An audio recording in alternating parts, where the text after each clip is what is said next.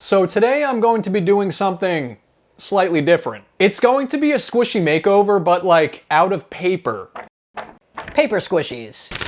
I made a small, evil DIY paper squishy collection this week. I think I've outdone myself with the evilness on this one. Might have even gone overboard, to be honest. This is my first time making paper squishies. I did binge a couple videos though, and it didn't look impossible. So we'll see how it goes.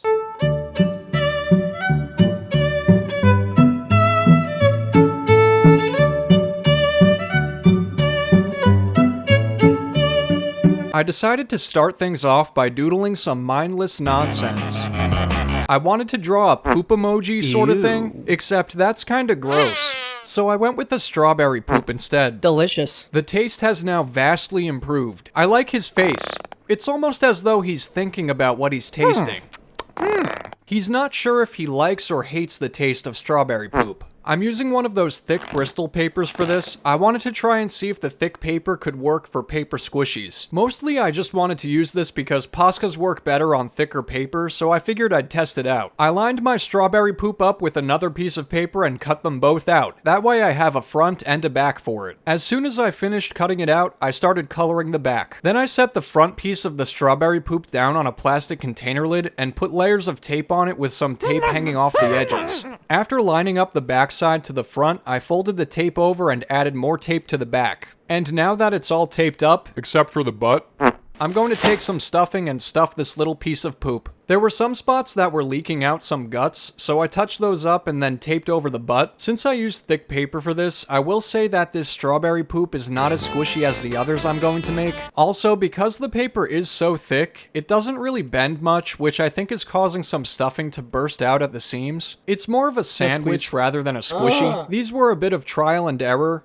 It's a work in progress. For the rest of the paper squishies, I was a bit wiser, so I used computer paper. I'm still gonna use Posca pens though, because I'm still avoiding using colored pencils. Please don't bring that up though. I'm not ready to talk about it. So anyways, this one's going to be a well-rounded squirrel lounging on a stash of acorns. He's got some nicely filed buck teeth to help him dismember each acorn one by one in his hoard. Well, it's supposed to be a pile of acorns, but I didn't draw each individual acorn because that would have taken forever. The squirrel's belly is the same color as the supposed acorns, but in my defense, Posca pens don't really have too many color options. But don't let the camouflage fool you. This plump little roly-poly can barely fit into his squirrel hole. He's also kinda looking a little nutty in the eyes, but I'm okay with that.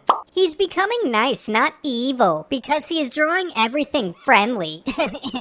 Camilla thinks that all my drawings are becoming friendly and nice rather than evil. Which isn't true. If you ever find something on my channel that you think isn't evil, do leave me a comment about it. I would love to get a chance to clarify because I assure you, everything on my channel is evil to its core. You might be questioning how evil this squirrel truly is, so I'd just like to point out that he's clearly overindulging and committing gluttony. Which is bad. Don't get me wrong now, I'm not judging him. In fact, I also committed gluttony on Thanksgiving and Christmas. Further proof of how dark I truly am. It was hard to get around all the little curves and edges of this overindulgent squirrel, so I had to touch up with little pieces of tape to prevent any leakage. Though I didn't completely seal it with tape, I did leave some very narrow openings to let the air escape. But anyways, that's enough of that. Then I started making a donut alien ship. This one was kinda inspired by my remote spaceship video where I took a remote and turned it into a spaceship a while back. I liked how it turned out even though the video itself was very, very cringe. A spaceship that will take us to Mars. So yeah, anyway, I figured a donut kinda looks like one of those round UFOs, the flying saucer things that the government is always trying to cover up. Well, that's until 2020 where they acknowledge the existence of unknown flying objects. Though they can't be certain it's extraterrestrials because, you know, it could be aliens or it could be Russia. Здравствуйте. There's a little booger alien sitting inside the spaceship. He's drooling a bit, looking kinda happy in a simple-minded, dopey kinda way. I did add some sprinkles to the donut, of course, so I hope some sparkle butts can appreciate that. I didn't make them too colorful though. I only used 2 colors because I wanted to stick with the color scheme. Colorful sprinkles would just be too chaotic for this piece. I kinda drew simplistic designs for each paper squishy. I felt paper squishies shouldn't be too detailed or complicated. I'm pretty impressed with how this donut spaceship is looking. It looks very edible, almost as mouthwatering as the strawberry poop. But like, not quite. The little booger alien has a simple antenna on top of the spaceship. I couldn't stuff that part, so it's going to just be flat. It's just kinda there for show. The antenna doesn't really work because the rest of the booger aliens don't want him contacting them. He's sort of an outcast, too much of a half-wit to have friends. Alright, moving on. Here I'm drawing the Dancing Peach. An oldie but a goodie. I've used the Dancing Peach quite a few times in the past. I haven't really used him lately, but he is still around. This is an homage to him of sorts. In case you don't know about him, he's basically just an obnoxious peach with some sunglasses. I'm not entirely sure why I originally made him wear sunglasses. There's no rules in this madness. He's not like a regular peach. He's a cool peach. I guess the shades make him look a bit less boring, maybe even a little too exciting. He doesn't have a mouth or much personality, he just kinda shows up and starts dancing every time a butt is mentioned.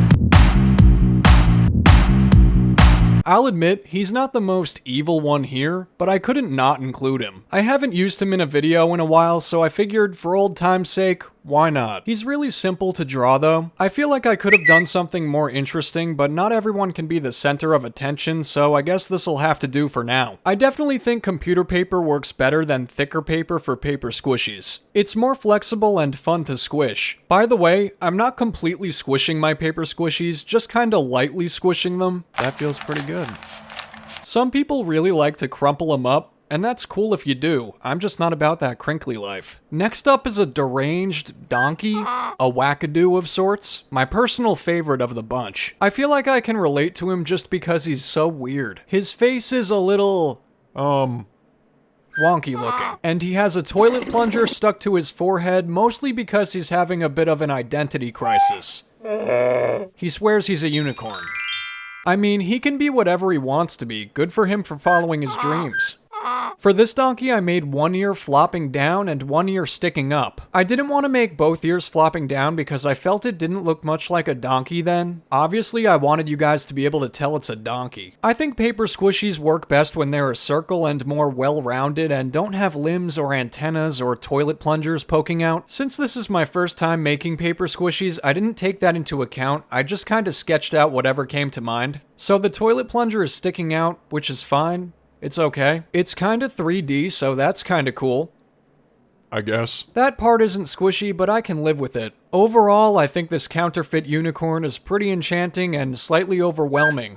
It stinks of pure joy. If you want to be turned into a unicorn, you should sell your soul to me by subscribing to my channel. I might use magic, or I might resort to sticking a toilet plunger on your forehead. I don't know. I'll surprise you.